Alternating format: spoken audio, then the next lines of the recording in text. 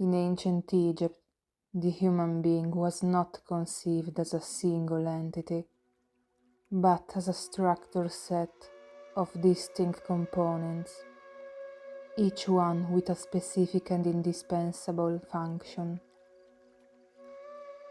These conceptions emerged from a wide corpus of funerary texts, ritual practices, and inscriptions in which existence is never reduced to a single soul, but distributed across multiple elements that must remain intact and operative.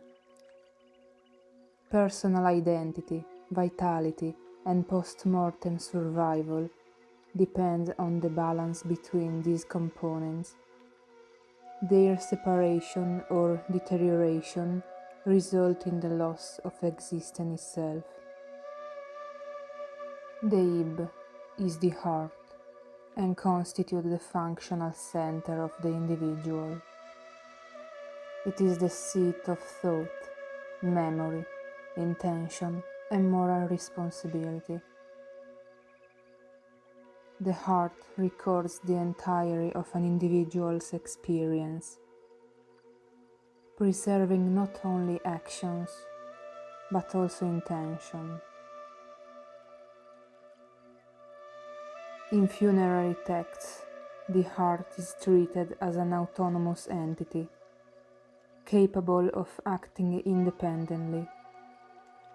In particular, there is a recurring concern that the heart might stand against the deceased during the judgment.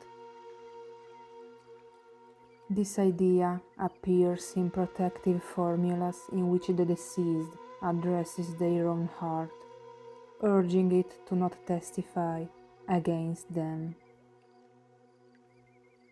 The Ka represents the vitality. It is what makes a being alive and what sustains its existence after death. A stable component that accompanies the individual throughout their entire cycle of existence.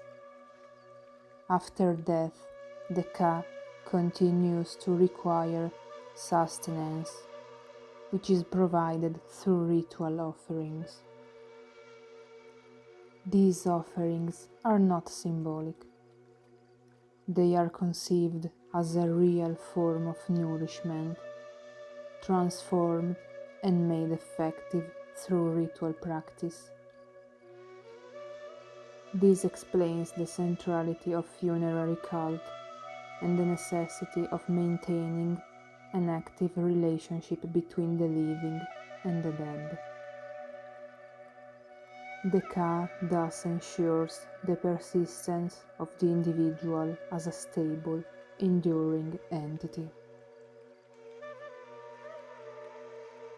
The Ba expresses individual identity in its dynamic and manifest dimension. It is what makes a person recognizable as a distinct individual. Its defining characteristic is mobility. The Ba can leave the tomb, move between different realms of existence, and return. This movement does not imply complete independence, but rather a controlled circulation between different states of being. The Ba must maintain a necessary relationship with the body and with the other components. Without this connection, the individual cannot preserve their identity. In this sense, the Ba ensures the continuity of personal identity across different states of existence, including the post-mortem condition.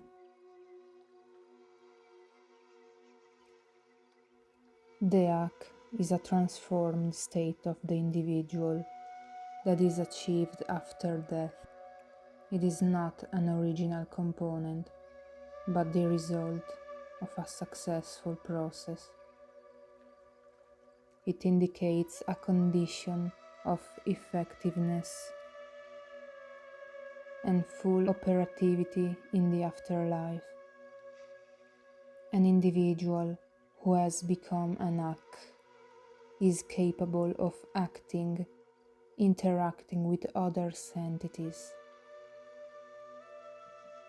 and participating in higher order of existence. The Ak therefore represent a fulfilled state of being, in which the different components have been successfully integrated.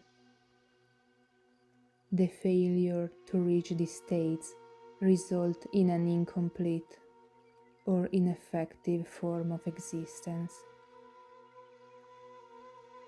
The Ren is the name, is an essential component of identity. To be named is to exist. To have one's name erased is to cease to exist. This explains the care with which names were preserved, inscribed, and protected. The Ren allows the individual to be recognized, remembered, and sustained through time, both among the living and in the afterlife.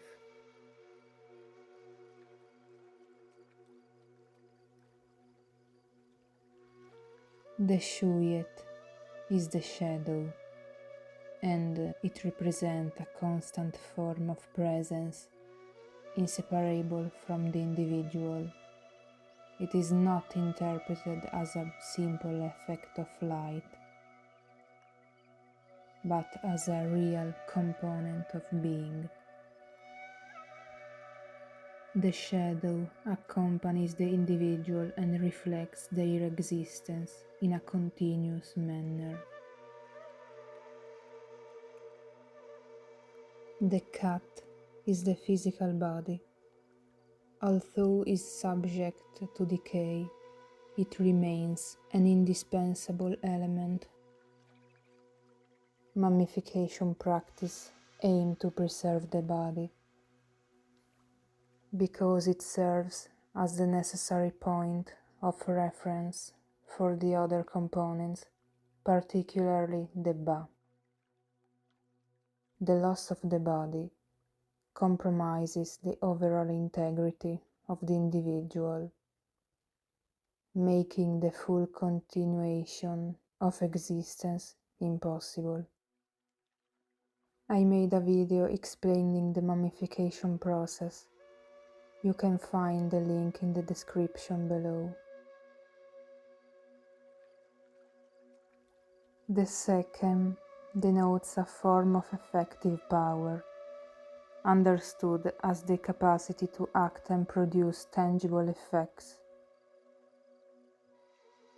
It is associated with strength, authority, and operative force. In the context of the individual, it expresses the degree of effectiveness achieved, especially in the post-mortem condition. It is not a structural component of the individual in the strict sense, but more a quality that characterizes their capacity for action. So, in conclusion, the Egyptian conception of the human being is based on a structured system of interdependent components. Survival after death depends on their preservation, integration, and proper functioning. Funerary practice, rituals, and texts are not just symbolic expressions, but operative tools designed to ensure that each component continues to fulfill its role. Death, therefore, is not an end, but a regulated transformation, whose success depends on the integrity and effectiveness of all the individual's components. If you enjoyed this video, don't forget to like it and share with anyone who loves ancient Egypt. See you next time.